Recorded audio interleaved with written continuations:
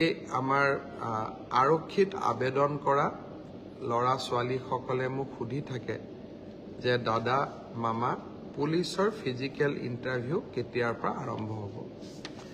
আমি অসম পুলিচত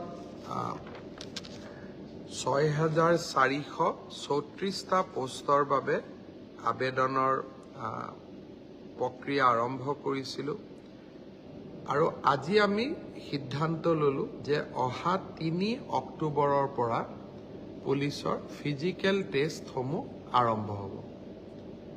গতিকে মই সকলোকে অনুৰোধ কৰিম যে বানপানীৰ যেতিয়াই পানী শুকাব আমাৰ খেলপথাৰসমূহ মুকলি হ'ব, আমি দৌৰা প্ৰেক্টিছ আৰম্ভ কৰিব লাগে, কাৰণ ৩ অক্টোবৰৰ পৰা অসম আৰক্ষীৰ ফিজিকেল টেষ্ট আৰম্ভ হ'ব। মোৰ লক্ষ্য হৈছে যে ফিজিকেল টেষ্ট, ৰিটেন আৰু ভাইবা তিনিওটা প্ৰক্ৰিয়া সম্পূৰ্ণ কৰি এই বিত্তীয় বৰ্ষতে আমি যাতে এই ৬,৪৩৪টা পদ ভৰ্তি কৰিব পাৰোঁ,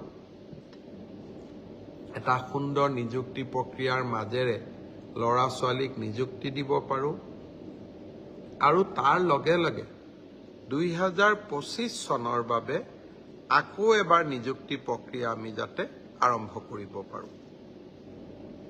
বিভিন্ন স্থানত গ'লে ছাত্ৰ ছাত্ৰীসকলে এলিমেণ্টাৰী এডুকেশ্যন প্ৰাথমিক শিক্ষা বিভাগৰ শিক্ষকসকলৰ নিযুক্তিৰ প্ৰক্ৰিয়াও খুব সোনকালে আৰম্ভ হ'ব। অৱশ্যে ছেকেণ্ডাৰী এডুকেশ্যনত আমাৰ অকণমান সময় লাগিব, কাৰণ প্ৰথমবাৰৰ বাবে অসমত আমি গ্ৰেজুৱেট টিচাৰ মেথছ বুলি এটা নতুন পদ সৃষ্টি কৰিব খুজিছোঁ। আমাৰ স্কুলবিলাকত, হাইস্কুলবিলাকত ইমান দিনে গ্ৰেজুৱেট টিচাৰ ছায়েন্স আছিলে, মেথছৰ বাবে সুকীয়া শিক্ষক নাছিলে।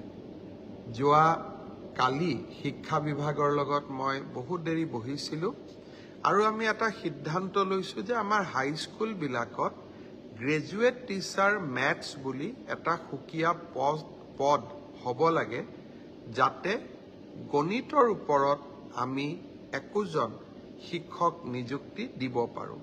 গণিতৰ শিক্ষক নোহোৱা বাবে আমাৰ স্কুলসমূহত শিক্ষা ব্যৱস্থাত বহুত জটি পৰে। শিক্ষা বিভাগে কেইবা হাজাৰো, বিশেষকৈ প্ৰথম অৱস্থাত প্ৰায় ২,০০০ গণিত শিক্ষকৰ পদ সৃষ্টি কৰিব লাগিব। সেয়েহে মাধ্যমিক শিক্ষকৰ নিযুক্তি প্ৰক্ৰিয়াটো এমাহ বা ২ মাহ পিছত আমি আৰম্ভ কৰিম।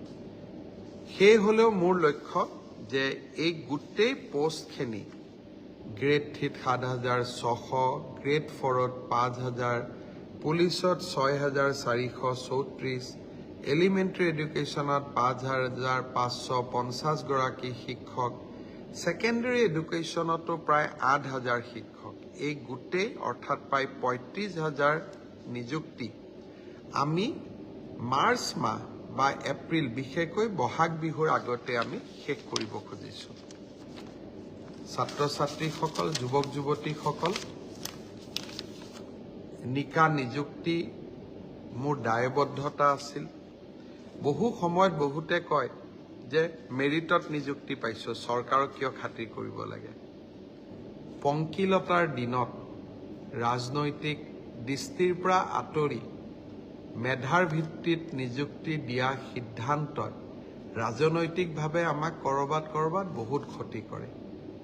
আনকি আমাৰ দলৰ মানুহবিলাকো বা আমাৰ দলৰ কাৰ্যকৰ্তাবিলাকো কেতিয়াবা মন বেয়া কৰে যে আমি দল কৰোঁ কিন্তু চাকৰি আমি নাপাওঁ।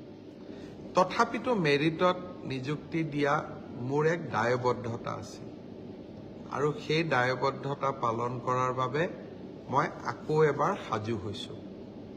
বহুদিন অসমত বহু ধৰণে নিযুক্তি হৈছিল, কিন্তু মেধাৰ ওপৰত নিযুক্তি এনেকৈ কেতিয়াও হোৱা নাছিল।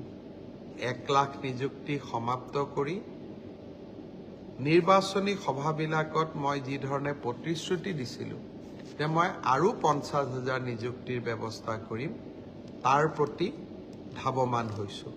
আজিৰ পৰা সেই প্ৰক্ৰিয়া আৰম্ভ হ'ল। সকলোকে বহুত বহুত শুভেচ্ছা জনাইছোঁ। ভালকৈ পঢ়িব লাগে আৰু দেউতা মাৰ লগতে সকলোৰে সুনাম বৃদ্ধি কৰিব লাগে।